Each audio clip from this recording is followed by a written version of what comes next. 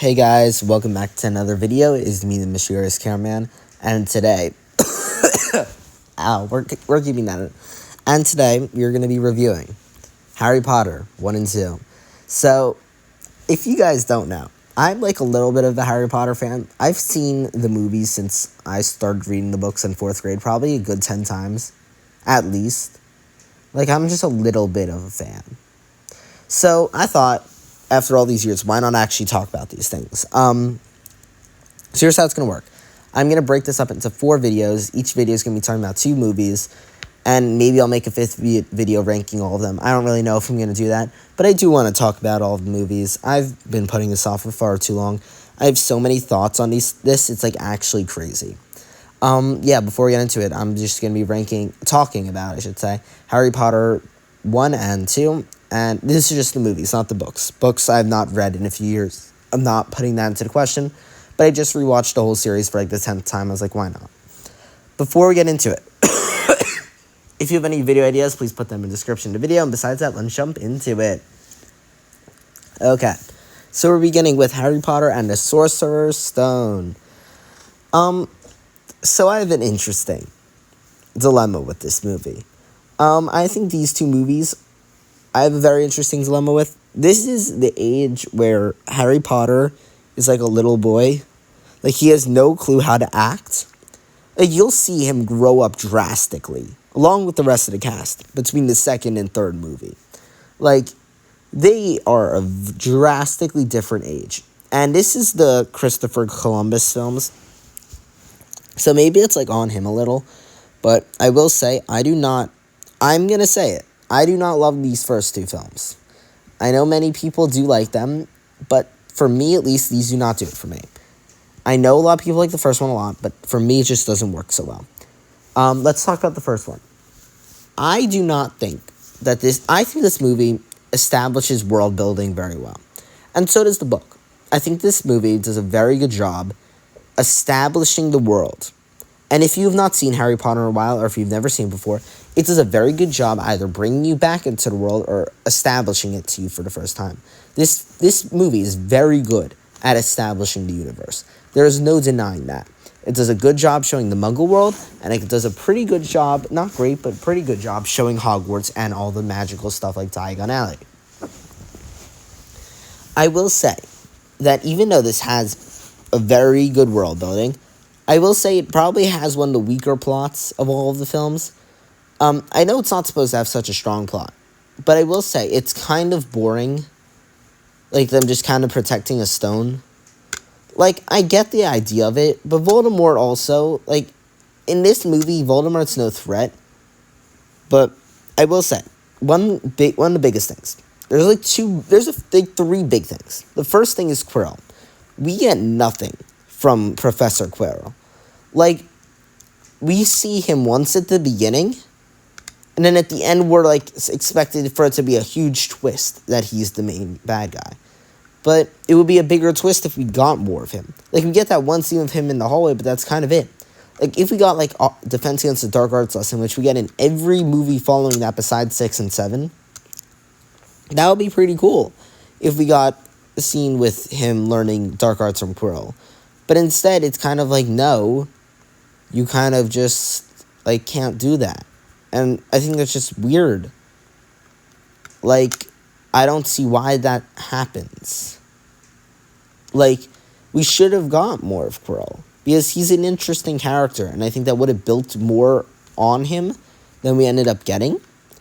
Because I think if they didn't do that, like, if they just, like, which they didn't do that, we would have, like, they needed to do that if we wanted to care about the Quirrell twist. Like, we get some of Quirrell in the book, I think, but I don't know. Second thing is the acting. The acting in the later movies is really good. Like, outstanding, especially in movie 5. Really 5 and on. But I do not think the acting in this movie, either of these first 2 movies, is really not that good. And we know they're kids. Like, I can't say they're, like, terrible actors, because they're young. But I will say that they are really, like, I don't feel like they're actually doing a good job in this. And I know that's, like, terrible to say about, like, kids and stuff, but it actually, I feel like, takes away from the experience, because it doesn't feel like, compared to movies 3 through 8, these do not feel like real people. Besides from like Malfoy and Nate and sometimes Hermione, everyone kind of is like boring. It's really weird.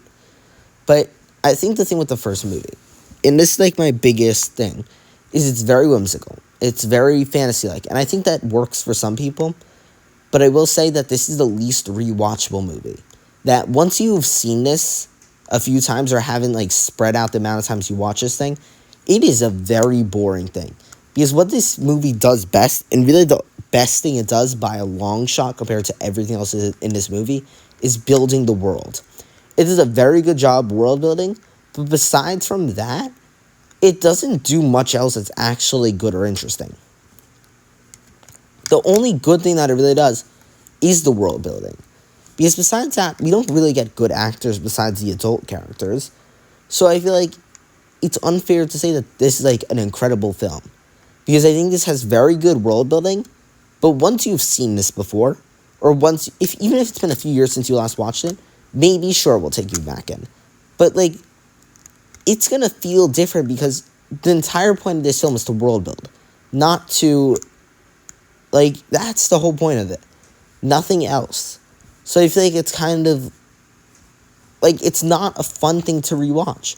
Because even if you rewatch it, you can have a little fun.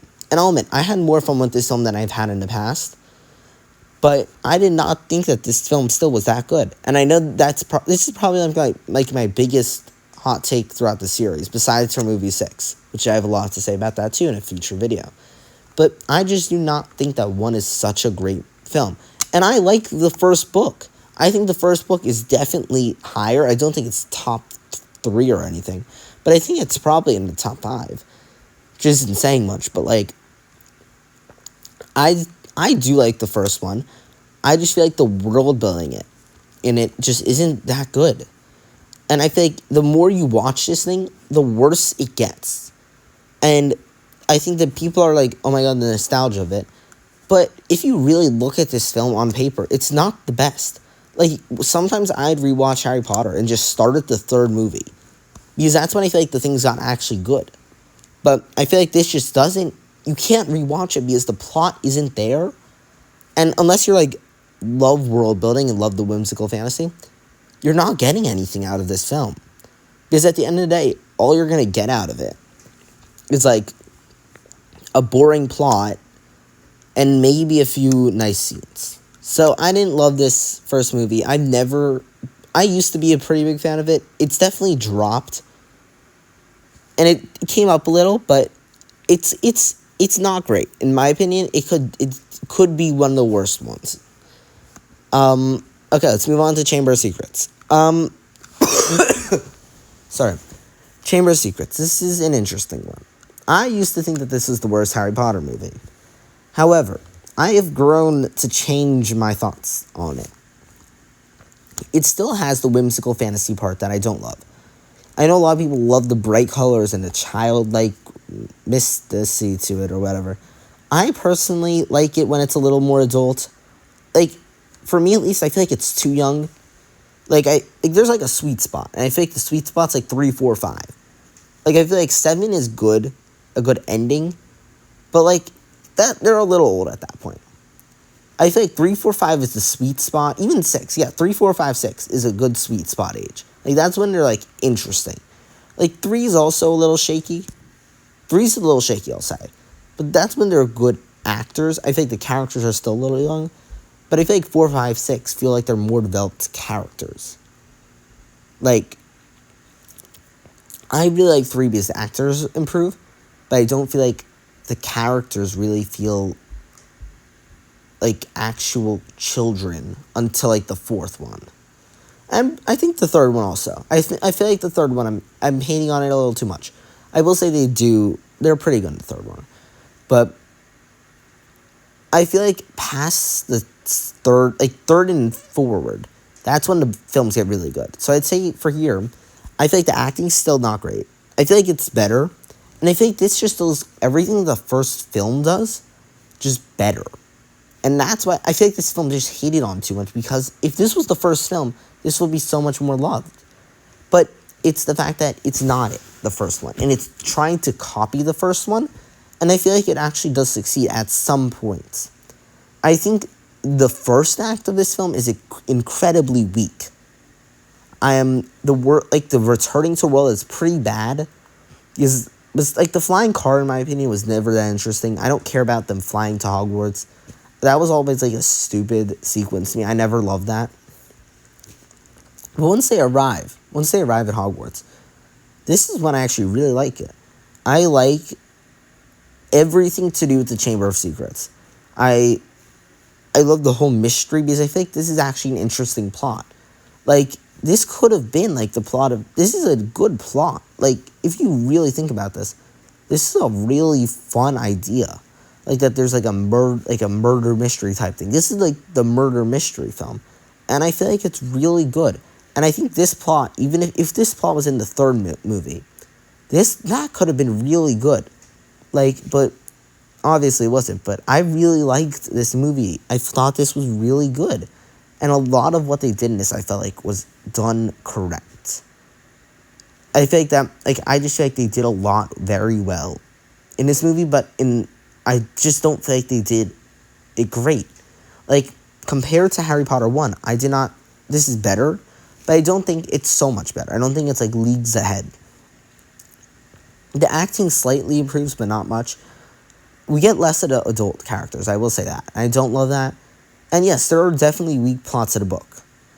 I don't love the diary much, but I feel like they have a lot of strong parts to it, especially when it comes to the murders. I think the Quidditch scene in this is way stronger than the first one. I wouldn't say so much, but I'd say it at least has him, doing something. I get that the first movie has the nostalgia factor, but if you remove that factor, it's not that good. The world building is something else, it's incredible, but the actual movie isn't great. And I feel like the second one has a lot more character moments that I feel like need to be respected more. I really like the second movie because I feel like it does a lot more that we don't get in the first movie. And I think it's like a fun movie, especially when you get to the third act. I think the third act of it is a really strong third act. I wouldn't say it's the strongest third act of any Harry Potter film. It definitely isn't. There's a lot of strong endings to these, but I'd say it could contend. The first one was pretty weak. I will say the third one, I do not love. The third act, I really do like it. I like it a lot, so I'm not going to hate on it. I love the third film. I'm going to get to that soon. But there are definitely some weaker third acts in the Harry Potter franchise. Not many, but there's a few. And I feel like this is not one of them. This is a very strong third act, and it's a very grounded plot as well. And I do like that it feels more full, I guess you could say. I feel like we get more of these characters. And one more thing about the first one, I just feel like everyone's just, they don't feel like people in the first one. I feel like in the second one, we actually, get them to feel like people. But I just don't love them in the first one. I really don't. I just feel like the second one's an improvement over the first one, but it's still not great. And I'll end it there. That is my review of the first two Harry Potter films. We will move on to films 3 and 4 in an upcoming video. Besides, thank you so much for watching this video. See you guys in the next one. Bye, guys.